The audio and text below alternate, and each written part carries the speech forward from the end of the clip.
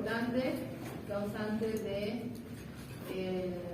mortalidad en población. Generalmente, tomen apuntes, ¿ya?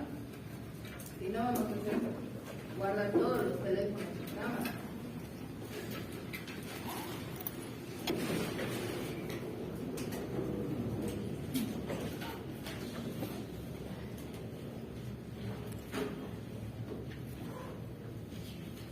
Solo, ¿no? Ya. Bien. Vamos a empezar diciendo qué es la meningitis, porque no todos lo tenemos claro, posiblemente. Es una enfermedad caracterizada por la inflamación de las meninges. Itis es inflamación, ¿verdad? Y es una enfermedad invasiva porque sabemos que las meninges, el sistema nervioso central, no tiene microorganismos. Es grave, es potencialmente mortal, puede matar a la persona en horas y, como ustedes saben, el tejido nervioso pues no se regenera y puede dejar secuelas, ¿no? Si bien la mayoría se recupera, puede dejar secuelas como daño cerebral, pérdida auditiva o dificultades de aprendizaje, ya que hablamos de que la severidad es mayor en niños menores de 5 años. Así que, bien, para que una persona desarrolle, tenga presente una meningitis bacteriana, una meningitis en general, pero ahora vamos a hablar de las meningitis bacterianas, necesitamos que exista un agente causal, ¿sí? En otra diapositiva vamos a ver cuáles son los más frecuentes y son, en este caso, pues bacterias, ¿no? Streptococcus pneumoniae, Haemophilus influenza, que ya los hemos visto, y el meningococo, que es la Neisseria meningitis. Necesitamos que exista un reservorio. Un reservorio sabemos, una persona que tiene al microorganismo y no presenta patología, ¿sí? No presenta la enfermedad. En este caso, el hábitat del meningococo es la nasofaringe, la mucosa de la nasofaringe, ¿sí? Quiere decir que si vive ahí, ¿sí? Que si vive ahí, cualquier emisión de aerosoles, de gotitas respiratorias, estornudos, tos y demás, es la puerta de salida, la vía aérea. ¿Ya? La vía aérea. Aquí ya no hay sol, se pueden quitar las bordas. Tiene que existir un mecanismo de transmisión. Para los que están llegando, estamos tomando apuntes. Tiene que existir un mecanismo de transmisión, que va a ser contacto directo, enseguida lo vamos a ver, ¿ya? Y tiene que ingresar por algún lado, ¿sí? Esto es el ciclo de una enfermedad infecciosa. Tiene que ingresar y también va a ingresar por la vía aérea, ¿ya? Pero si esto fuera así, todos estaríamos enfermos, ¿verdad? Todos estamos en contacto directo, todos estamos en contacto con otros, con las secreciones respiratorias de muchas personas. ¿Ya? ¿Ya está la lista? ¿De este lado? ¿De este lado? ¿Quiénes han llegado?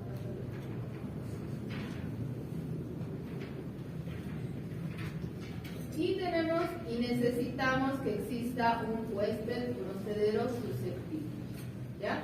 Que en este caso de las meningitis van a ser personas en los extremos de la vida, ¿sí? Muy pequeñitos o muy ancianos, y personas que viven todas juntas en un solo lugar y con condiciones que pueden ser en niveles bajos de inmunidad, principalmente por la alimentación, ¿sí?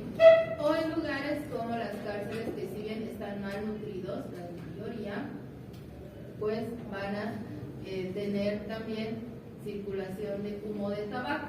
Estamos tomando apuntes, jóvenes, para su cuaderno. Siguiente. Bien. Cuando ya hablamos de meningitis por meningococo, esta lámina está en la página de la OPS. Nos dice que el meningococo es una de las más importantes bacterias que causan meningitis en todo el mundo, ¿sí? Si bien hay menos de 2 casos por 100.000 en Latinoamérica por país y por año, ¿sí? Hay 2 casos por cada 100.000. ¿Cuántos habitantes tenemos en Bolivia? 12 millones. ¿Cuántos casos son por año?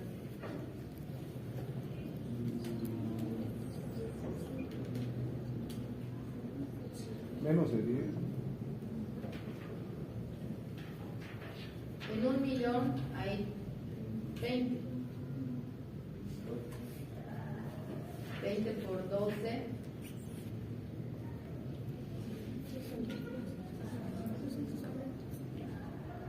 Ah, no, perdón. Claro, 12 millones me han dicho, ¿no? 20 por 12. 240 casos al año. Esto es el promedio en todo el mundo, en toda Latinoamérica, ¿no? Hay países que tienen mucho más, serán unos 10 al año, ¿ya? Y eso ya es harto. La incidencia de enfermedad meningocócica invasiva es más alta en niños menores de 1 año, ¿ya? Y así va aumentando, va disminuyendo la incidencia conforme aumenta la edad del paciente, ¿ya? Los más susceptibles son los niños menores de 1 año. De estos 5, de cada 5 que se enferman con enfermedad meningocócica invasiva, fallece 1, ¿sí? Ese es un 20% de mortalidad. Y hasta el 20% de quienes sobreviven pueden tener una secuela permanente, de la que hemos hablado. ¿Ya? Sigue. Se va a transmitir por contacto directo de persona a persona a través de gotitas de secreciones respiratorias, fosas nasales o faringes desde una persona que está infectada. Y esto se facilita cuando hay un contacto estrecho y prolongado. Estamos hablando de besos, estornudos, tos, lugares que tengan dormitorios colectivos. ¿Cuáles son estos? Aparte de las cárceles. Guarderías, orfanatos, ¿qué más? Asilos, muy bien. Cuarteles, academias de policía. ¿Han visto que había un brote en la academia de policía hace 1 año, 2 años? Sí. Sí, seguro que han visto en las noticias. He salido escapando de los padres. ¿Ya? Cubiertos compartidos con una persona que esté infectada. Siguiente, por favor. La enfermedad tiene un periodo de incubación promedio de 4 días, que puede ir desde 2 hasta 10 días, dependiendo del estado inmunológico del paciente y dependiendo de la carga bacteriana. ¿Sí? Este periodo de transmisibilidad, o sea, cuando el paciente es contagioso, cuando la bacteria está en el tracto respiratorio y hasta después de 24 horas de haber iniciado el tratamiento antibiótico. Después de un día de tratamiento ya se considera que no es contagioso o transmisible. ¿Ya? Siguiente. ¿Quiénes son portadores de factores de riesgo? Quiere decir que pacientes tienen más riesgo. Los que tienen enfermedades crónicas. Estamos hablando de asma, estamos hablando de diabetes, estamos hablando de cáncer, ¿sí? Personas con enfermedades crónicas, VIH, personas que viven en condiciones de hacinamiento, todos los lugares que ya hemos mostrado, ¿no? Cárceles, asilos, cuarteles, ¿no? nivel socioeconómico bajo, ya que esto condiciona menor acceso a los servicios de salud y menor acceso a alimentos de calidad, entonces tienen una mala nutrición, por lo tanto tienen un mal sistema inmune, no muy eficaz. Exposición activa o pasiva al humo del tabaco, ¿ya? Eso es en general en todas las infecciones respiratorias, porque esta bacteria vive, hemos dicho, en la nasofaringe, ¿verdad? Pero también hay otras bacterias que habitan y causan infecciones respiratorias, como ustedes están viendo en práctica. Entonces, ¿qué es lo que hace el tabaco, el humo del tabaco?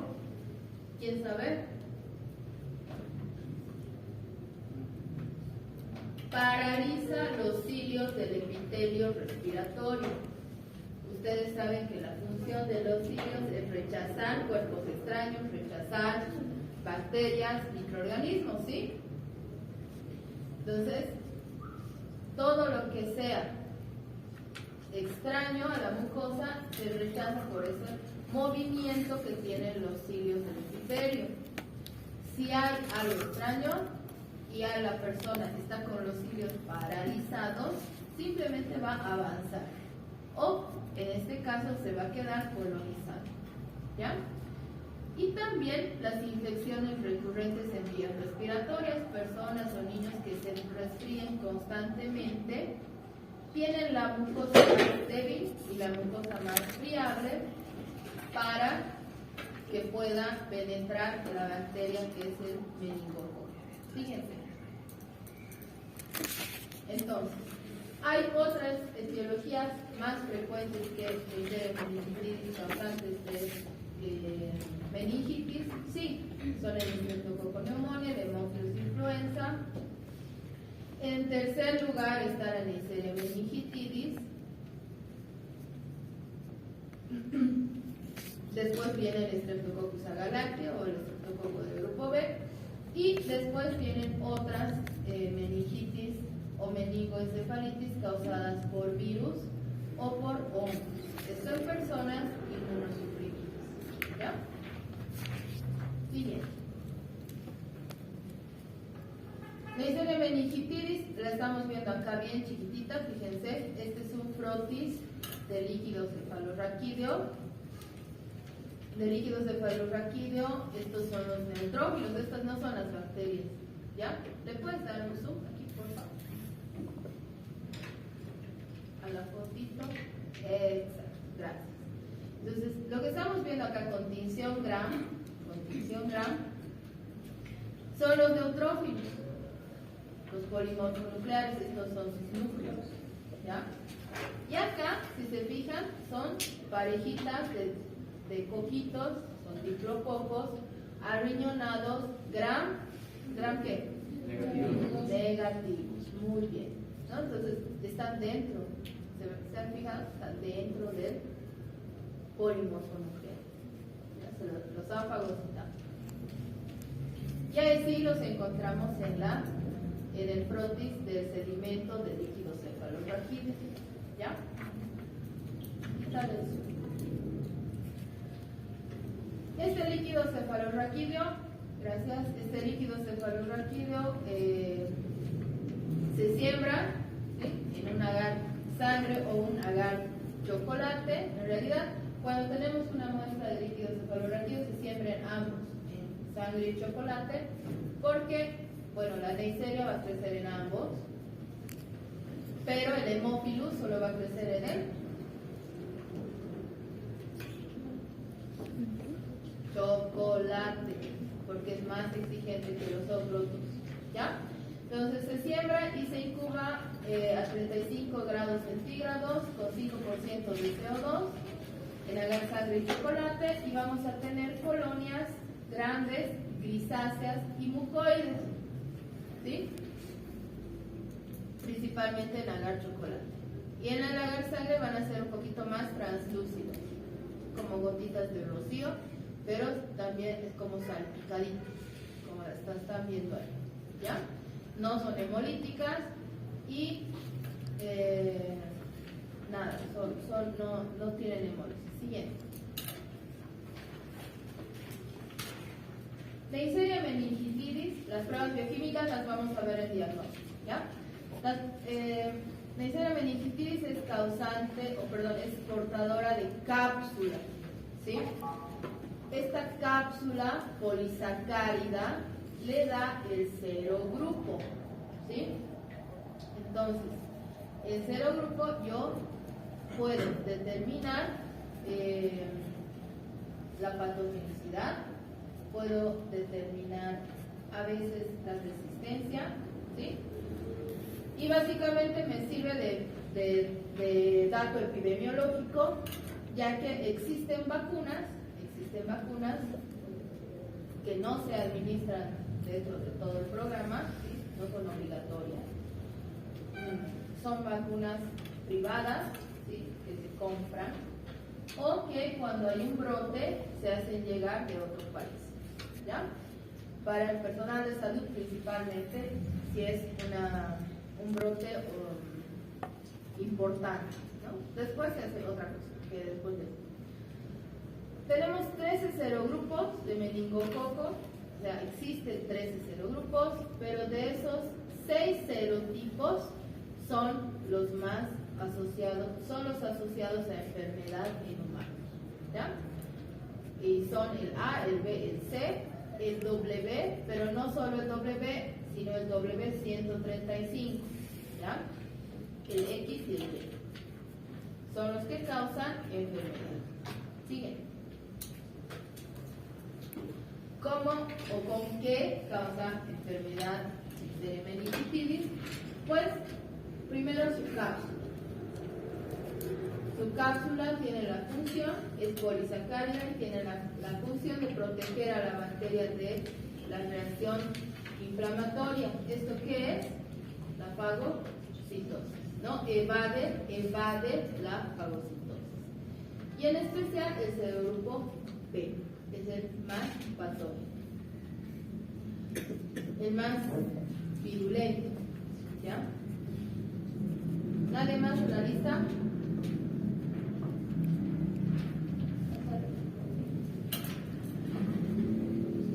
Los pilis de tipo 4 son los que le ayudan a adherirse al endotelio y al epitelio, ¿sí? Entonces, ¿por qué coloniza la mucosa? Porque se adhiere gracias a sus pilis. Tiene porinas que translocan la membrana plasmática y causa un cambio en el potencial de la membrana, cambia su conformación, su carga eléctrica, y por eso las porinas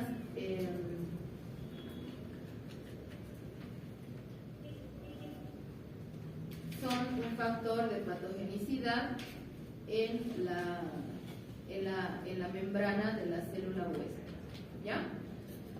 La proteasa de IgA, sabemos que la inmunoglobulina A es el anticuerpo que reviste a las mucosas, ¿verdad? Entonces, lo que hace la proteasa es inactivar, romper la IgA para que pueda colonizar tranquilamente la base. Y las proteínas de clase 5 facilitan la interacción con las células epiteliales. ¿Sí? ¿Cómo es que se produce la enfermedad? Hemos dicho que es una bacteria invasiva que coloniza la nasofaringe, ¿verdad? ¿Cómo llega desde ahí hasta las meninges? Fíjense, este es el epitelio respiratorio, ¿no? Ciliado. Se adhiere al epitelio, la bacteria se adhiere al epitelio, ¿y quién viene? Los fagocitos. Los fagocitos, llámense neutrófilos, ¿sí? Porque son los que atraviesan, ¿verdad?, el epitelio. Fagocitan a la bacteria, pero hemos dicho que esta es fagocitada, pero no se deja matar, ¿verdad? Su cápsula no permite que sea destruida. Pues también ingresa a la célula epitelial. Por cualquiera de estas dos vías logra atravesar con sus porinas, con sus proteínas, sus enzimas, enzimas, logra ingresar por debajo de la lámina basal, ¿sí?, donde están circulando los capilares sanguíneos, y solamente pasa entre el endotelio, ¿sí?, se adhiere al endotelio y empieza a circular, y la sangre que es estéril, ¿verdad?, pues sirve de sustrato y empieza a multiplicarse. Al ser un gram negativo, las bacterias pues tienen su ciclo celular, ¿verdad? Mueren y liberan su lipopolisacárido. ¿Su lipopolisacárido qué es? La endotoxina. Y esa endotoxina va a estimular al factor de necrosis tumoral, y también va a hacer que se infiltre al tejido meningio, ¿sí?, va a llegar a las meninges por la circulación, y también va a llegar a áreas distales, estoy hablando de vasos sanguíneos, ¿sí?, y va a causar un daño en la piel, en los capilares. Va a haber una trombosis en estos vasos pequeñitos, y obviamente al haber reacción inflamatoria frente a la bacteremia se produce una septicemia. A eso llamamos enfermedad meningocócica invasiva, ¿ya? Entonces, esta bacteria puede ingresar hasta, si el paciente no tiene bien establecido su sistema inmune, no tiene buenas defensas, buena alimentación, esta carga bacteriana es alta, ¿sí?, ingresa al torrente sanguíneo y eso se llama septicemia. En el caso del meningococo se llama meningococcemia, ¿sí? La sepsis producida por meningococo se llama meningococcemia, ¿ya? Entonces, ¿qué tejidos va a infiltrar? Las meninges, los vasos sanguíneos pequeños y la circulación. Siguiente. Clínicamente vamos a ver que puede presentarse como meningitis, meningoencefalitis o enfermedad meningocócica invasiva, ¿sí?, que va a ser diferente dependiendo de la edad del paciente. Si es menor de un año, los niños pequeñitos, sabemos que no tienen cerrada todavía las fontanelas. Entonces, al haber una inflamación en las meninges, esa fontanela se va a bombar. La irritación de las meninges y por tanto del tejido cerebral va a causar convulsiones. No va a querer comer, pérdida de apetito, irritabilidad sin justificación, otra justificación, no tiene hambre, no quiere bañar, no quiere jugar, no le duele, sino que está irritable por el proceso inflamatorio. Después se vuelve a letargar, duerme y eso no es normal en los niños pequeños, ¿verdad? Y puede tener vómitos, o sea, no tolera el alimento. Si hablamos de niños mayores de un año, ya hay también alteraciones del estado de conciencia, puede estar aletargado, va a haber convulsiones. Aquí sí, el niño va a decir que le duele la cabeza, le va a agarrar la cabecita y le va a manifestar que le duele. Molesta la luz, tiene fotofobia, también un aletargamiento, y ya va a tener signos de irritación meningia, que son la rigidez de nuca o los signos de Kernig y Brudzinski, que ustedes los van a aprender al año, que son con maniobras clínicas, ¿sí?, que son signos de irritación e inflamación meningia. Signos de hiperactividad, o sea que están agitados, ¿sí?, hiperactivos, y el vómito en este caso es explosivo, ¿ya? Siguiente. En general, pueden haber 4 formas de que se presente clínicamente la enfermedad meningocócica. Puede haber una bacteremia sin sepsis, solo circulación de la bacteria, con síntomas leves, que pueden ser respiratorios o exantemáticos por las petequias en la piel, y que no tengan sepsis, que no tenga hipotensión, que no tenga alteración de la conciencia, ¿sí? Ni sed ni fiebre. Puede haber una meningococcemia, o sea, septicemia por meningococo, sin meningitis, solo meningococcemia, que es una sepsis grave o shock, sin evidencia de meningitis. Esto evoluciona rápidamente a una falla multiorgánica y tiene una mortalidad alta de hasta el 90% sin tratamiento, y con tratamiento también tiene mortalidad, pero del 10%, y un 20%, como hemos dicho, tienen secuelas. Puede haber una meningitis sola o meningitis con meningococcemia, que hay más signos y síntomas meningios y alteraciones del líquido cefalorraquídeo que tengan o no bacterias, ¿no? Entonces estarán dando cuenta qué muestras tengo que tomar sí o sí en estos casos, ¿verdad?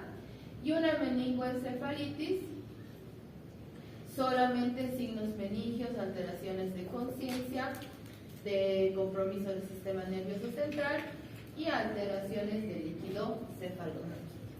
Sigue.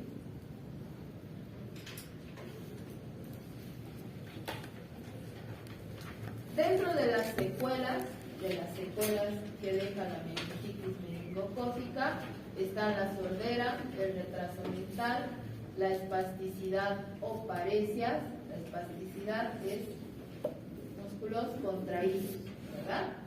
Y las paresias como adormecimiento, ¿ya? Y las convulsiones. Entonces fíjense que tiene pocas secuelas, pero es el segundo más letal, ¿no? Siguiente. Ahora, ¿cómo realizamos el diagnóstico? Este diagnóstico tiene que ser rápido, porque hemos dicho que el primer día sin tratamiento se muere, ¿verdad? Siguiente. Una vez que hemos detectado clínicamente, voy a obtener muestras de líquido cefalorraquídeo y de sangre, o sea, se hacen cultivos de sangre, hemocultivo y cultivo de líquido cefalorraquídeo, ¿ya? Se toman 3 tubos, o sea, en la muestra de líquido cefalorraquídeo tiene que ir en 3 tubos. ¿Han visto en toma de muestra, verdad? Entonces, estamos hablando más o menos en gotas, 1 ml, 2, 3, 4 ml mínimamente es lo ideal para un buen diagnóstico. 1 ml se va a la química, para determinar niveles de glucosa y de proteínas en líquido cefalorraquídeo. O 2 ml se van a microbiología para hacer GRAM y cultivo. Y se puede hacer también acá aglutinación, inmunocromatografía, que son pruebas rápidas, o PCR, que son pruebas moleculares, ¿ya? Y el otro ml es para el citológico, que es para el recuento de leucocitos, que no tiene que haber leucocitos, ¿verdad?, en el líquido cefalorraquídeo, y el diferencial, si es que existen estos, ¿ya? Entonces, estos tubos tienen que ser transportados de inmediato a temperatura ambiente y no tiene que pasar más de 1 hora entre que se toma la muestra y se procesa. ¿Ya? Escriban porque si no se van a dormir como la señorita.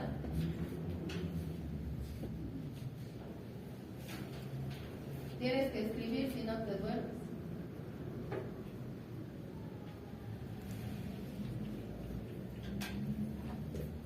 Y es necesario siempre hacer cultivo, recuperar a la bacteria en el cultivo, ¿sí? porque con esto se puede obtener el serotipo.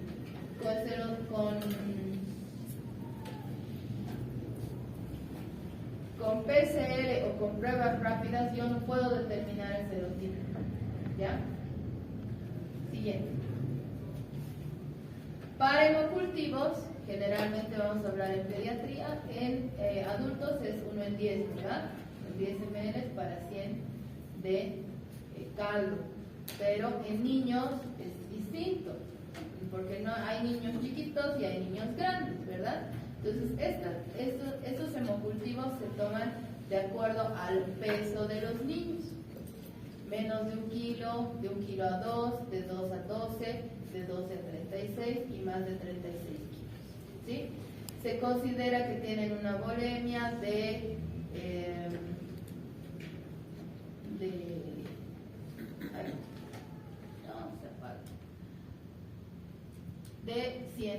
100 ml, de 200, más de 200, más de 800, más de 200, ¿verdad? De 2200. Entonces, esto se toma en 2 frascos de hemocultivo.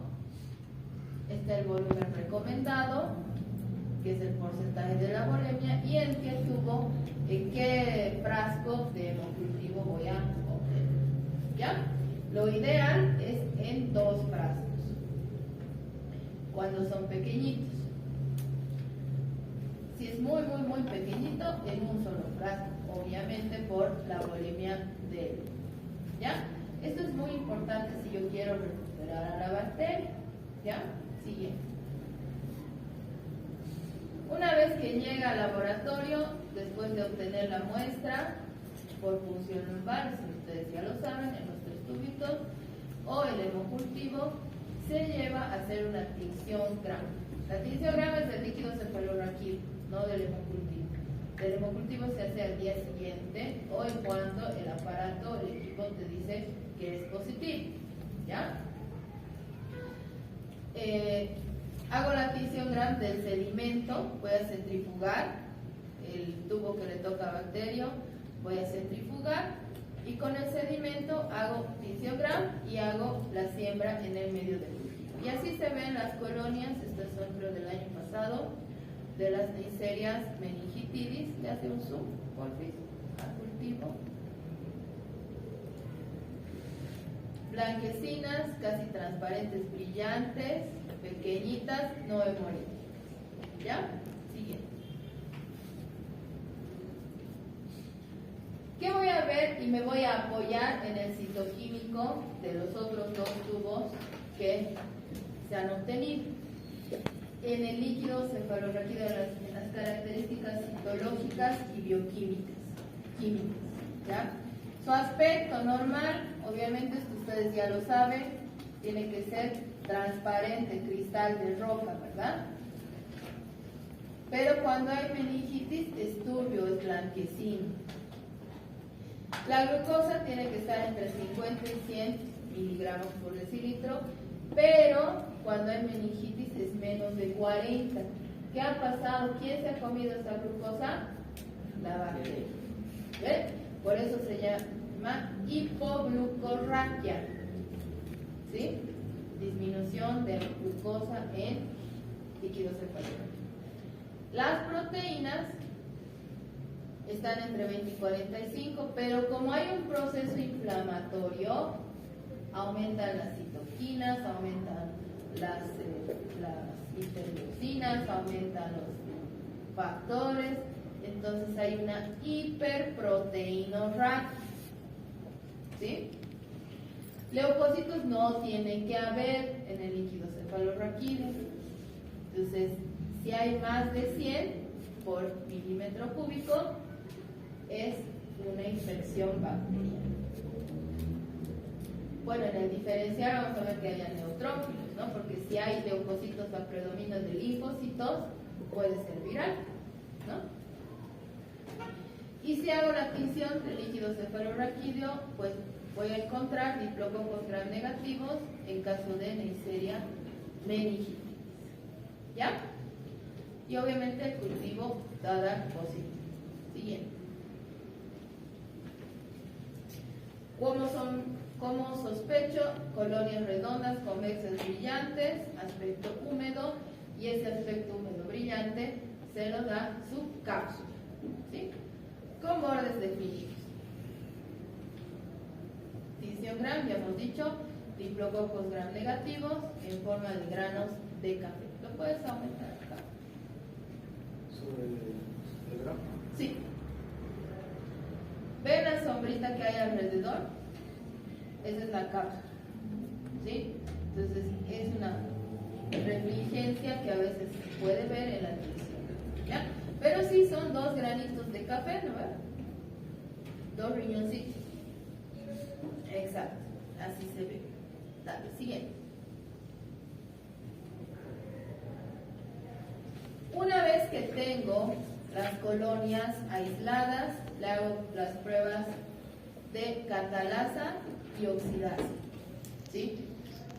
Catalasa positivo, oxidasa positivo. Esta es igual una muestra de Santa Cruz, me parece.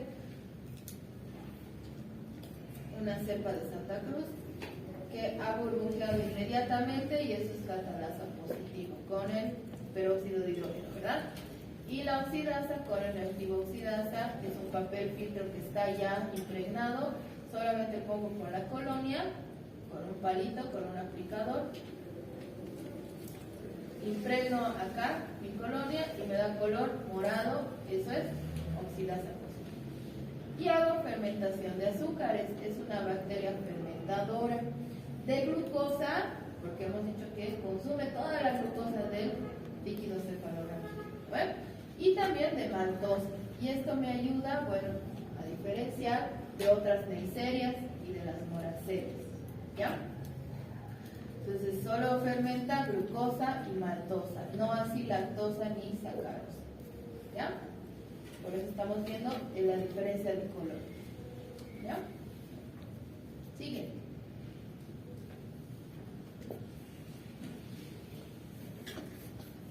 Tenemos que hacer antibiograma, no porque sea resistente. Puede haber serotipos resistentes a penicilina o intermedios a penicilina, como el serotipo C, ¿ya? No, perdón, Y. El Y puede ser intermedio a penicilina. Pero tenemos que hacer el antibiograma con principalmente cefalosporinas de tercera generación, vancomicina,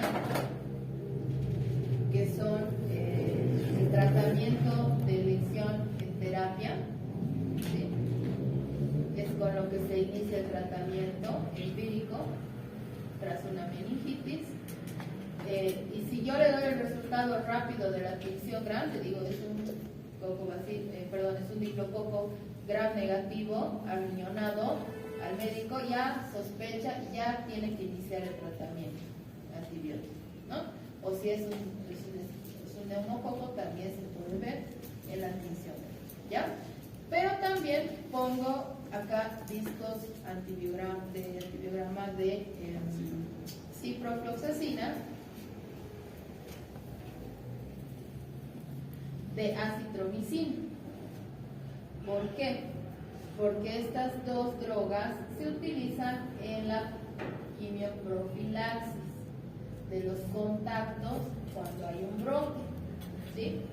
Cuando hay un brote en la cárcel, en la academia, en el orfanato, en el kinder, en la guardería, se bloquea ese brote.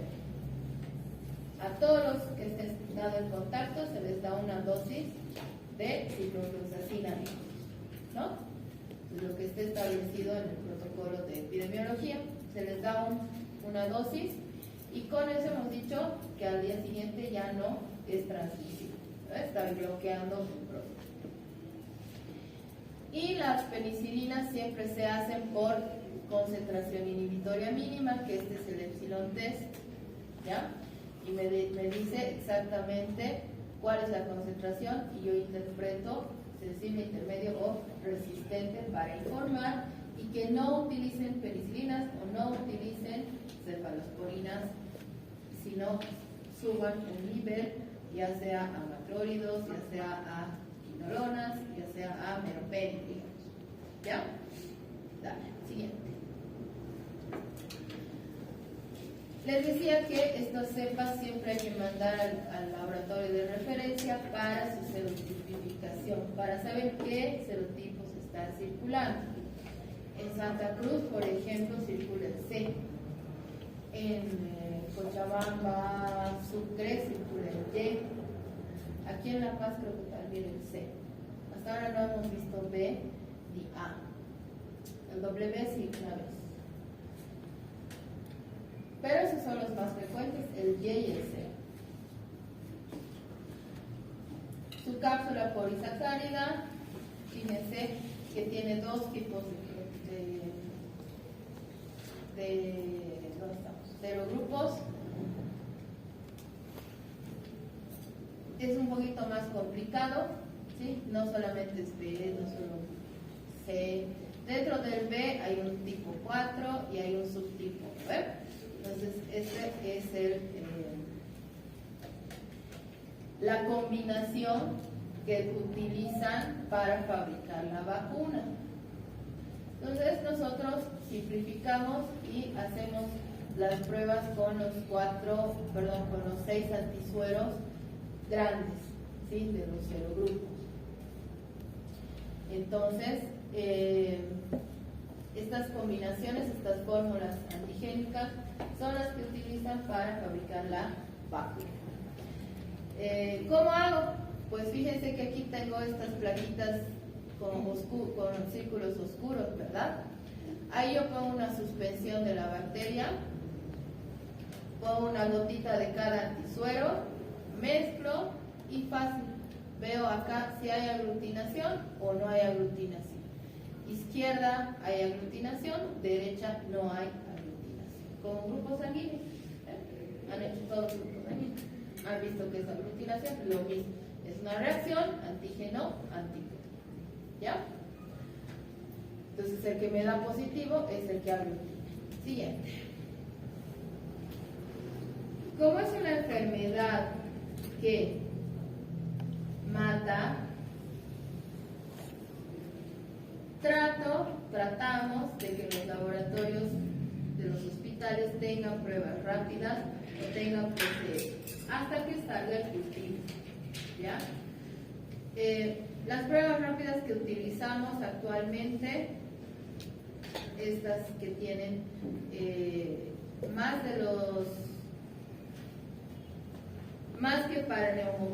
que para meningococo, para todas las bacterias que causan meningitis. ¿Quieres hacerle zoom aquí, por favor? Sí. ¿Ya? Fíjense que este tiene, aparte de sus controles, tiene para meningococo A, el C, el B, aquí abajo el Y y el W135, pero también tiene para Haemophilus y Streptococcus pneumoniae y Streptococcus del grupo B. ¿Ya?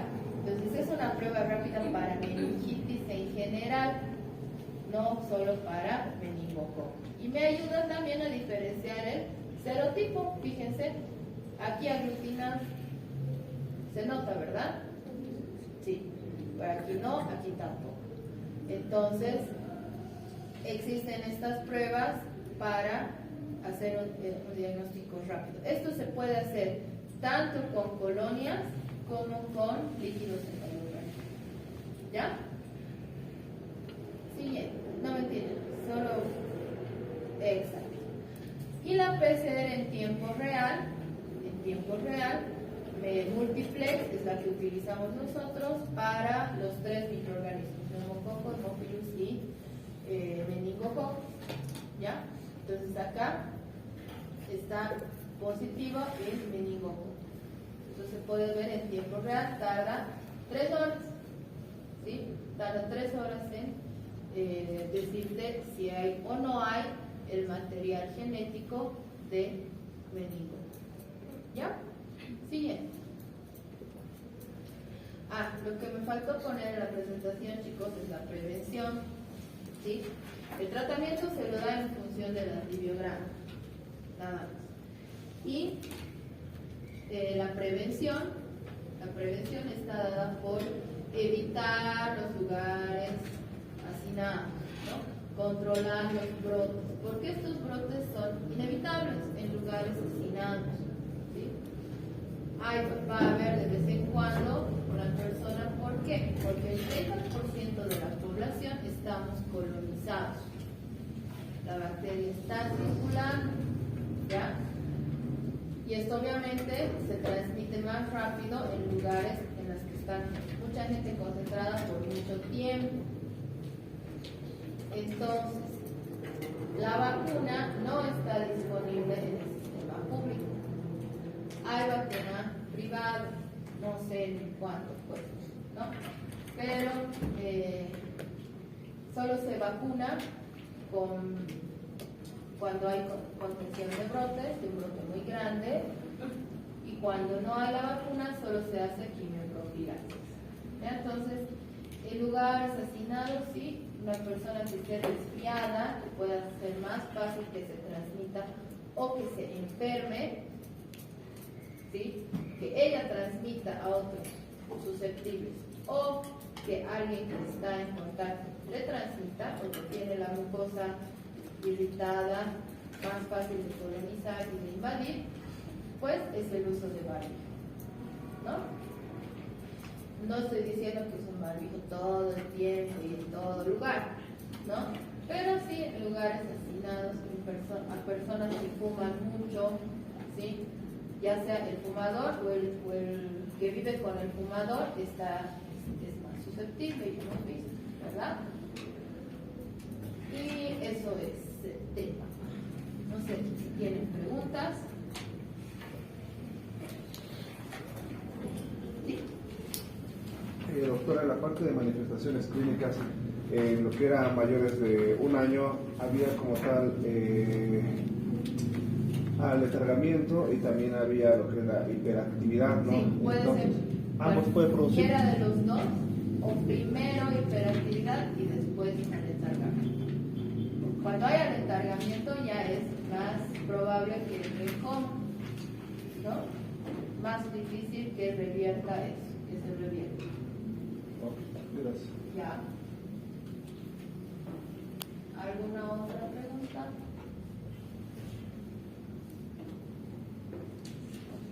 ¿No hay? Ya. Estamos en tiempo. ¿La otra lista? Eso es todo, chicos. Pueden ir.